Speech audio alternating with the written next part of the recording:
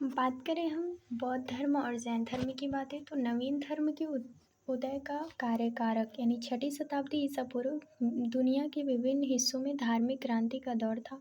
इसलिए हर रीति रिवाज और रूढ़िवादिता पर प्रश्न करने वाली संशय की भावना थी।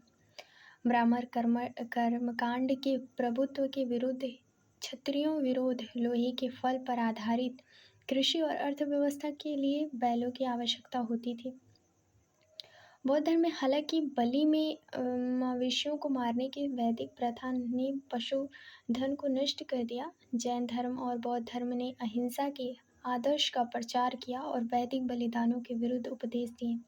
संपत्ति के नए रूपों के उद्भव में सामाजिक असमानताएं पैदा हुई और जिसके परिणाम स्वरूप व्यापक दुख और पीड़ा हुई।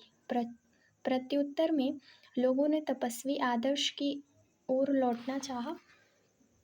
जैन धर्म और बौद्ध धर्म दोनों ही ने सरल तपस्वी जीवन शैली की वकालत की। बौद्ध धर्म ने पाली का उपयोग किया और जैन धर्म ने प्राकृत का। दोनों आम लोगों की भाषाएं थीं जिससे उनके प्रसार में मदद मिली। इन धर्मों को वैश्य यानी समुदाय से समर्थन मिला क्योंकि उन्होंने अहिंसा का समर्थन किया, जिससे युद्धों की गुंजाइश कम हो गई और इस तरह व्यापार में सुविधाएं हुई। जैन धर्म जैसा कि इसके अनुयायियों का मानना है, कहा जाता है कि इसकी उत्पत्ति प्राचीन काल में हुई थी। जैन धर्म और जैन जिन शब्द से बना है जिसका अर्थ होता है विजेता। जैन भिक्षुओं के निर्गर्थ बंधुओं से मुक्त भी कहा जाता है। ऋषभनाथ आदिनाथ पहले तीर्थकार और संप्रदाय के संस्थापक थे। महावीर वर्तमान युग कल्प की दुनिया के 24वें और अंतिम तीर्थकार शब्द के रूप में दुर्ग निर्माता थे।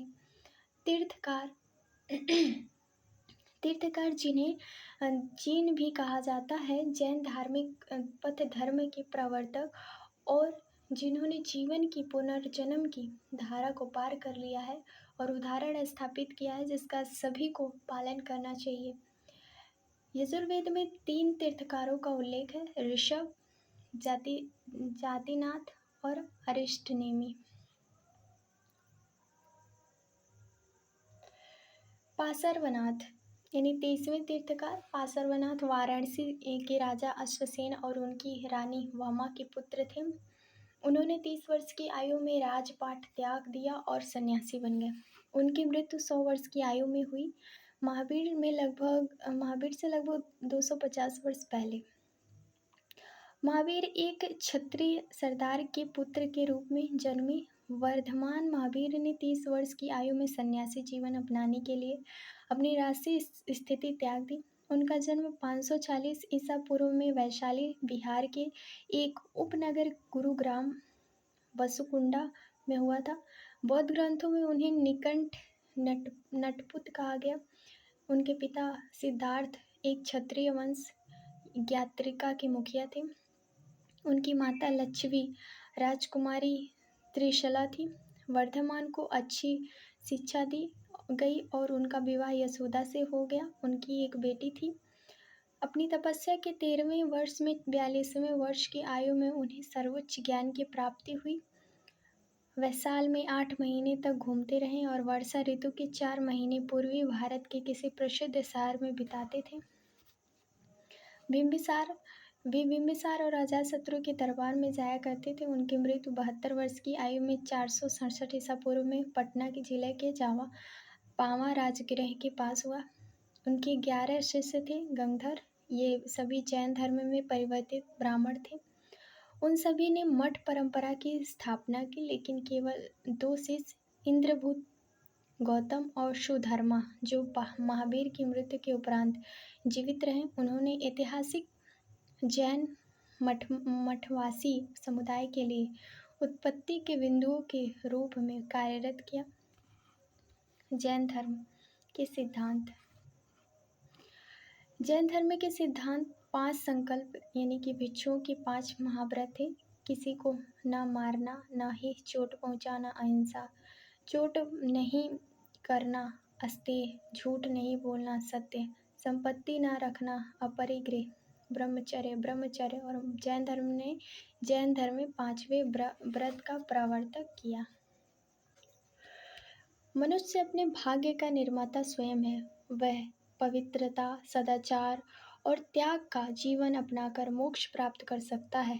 इसे 3 सिद्धांतों रत्न त्रय का पालन करके प्राप्त किया जा सकता है। त्रिरत्न यानी 3 रत्न: सम्यक श्रद्धा, सम्यक ज्ञान, सम्यक चरित्र।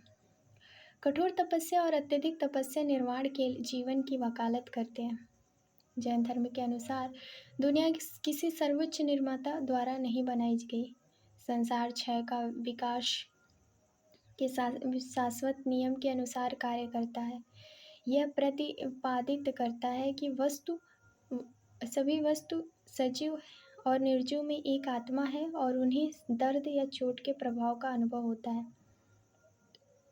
वेदों ने आधिपत्य को अस्वीकार कर दिया और वैदिकों अनुष्ठानों और ब्राह्मण सर्वोच्चता पर आपत्ति जताई। जैन धर्म के अनुसार शाश्वत एवं निराकार है।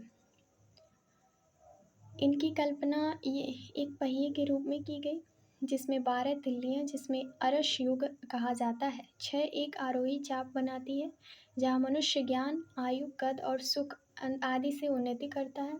6 एक आरोही, जहाँ उनका पतन होता है। 2 चक्र आपस में जुड़कर समय के पहिए का एक चक्र बनाते हैं, जिसे एक कल्प कहा जाता है।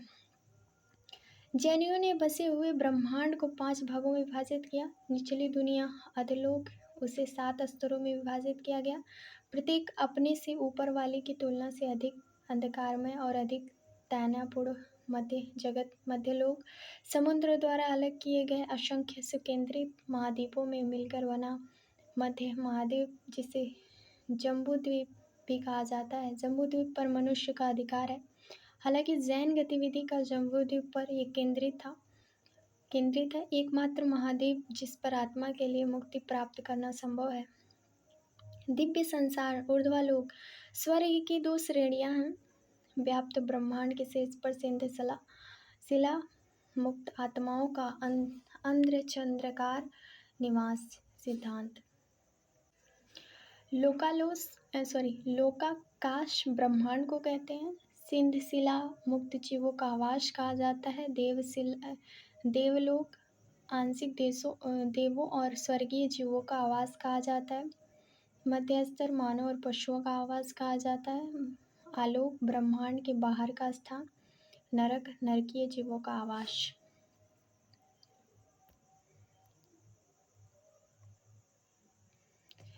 जैन धर्म मानता है कि 4 तत्व हैं: पृथ्वी, अग्नि, जल, वायु भी आत्मा से अनुप्राणित है। इसके अलावा ब्रह्मांड अनंत संख्या और निगोद नामक सूक्ष्म प्राणियों से भरा है, जो धीरे धीरे विकसित हो रहे हैं। संबंध और मुक्त की प्रक्रिया को निम्नलिखित श्रेणियों में संक्षेपित किया जा सकता है। जीव, अजीव।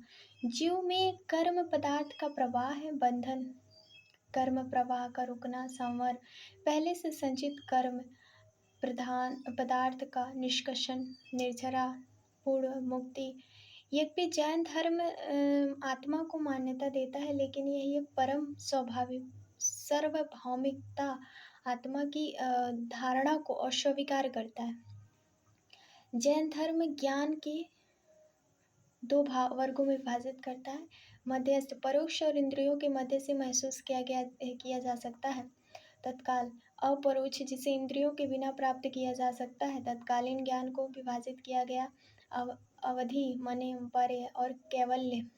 मध्यस्थ ज्ञान की माति एवं श्रुति में विभाजित किया गया है। संवाद का दर्शन यानी स्वाद, किसी दृष्टिकोण से संबंधित वाद। सिद्धांत दृष्टिकोण। अनेकांतवाद का दर्शन। बहुलता का सिद्धांत। अंतिम सत्य और वास्तविकता जटिल है और उनके कई पहलू दृष्टिकोण हैं। आत्माएं न केवल जानवरों और पौधों के जीवन का गुण है, बल्कि चट्टानों, बहते पानी और कई अन्य प्राकृतिक वस्तुओं का भी गुण है, जिन्हें अन्य धार्मिक संप्रदायों द्वारा जीवित नहीं माना जाता है। संप्रदाय दो प्रमुख संप्रदाय हैं, श्वेतांबर और दिगंबर।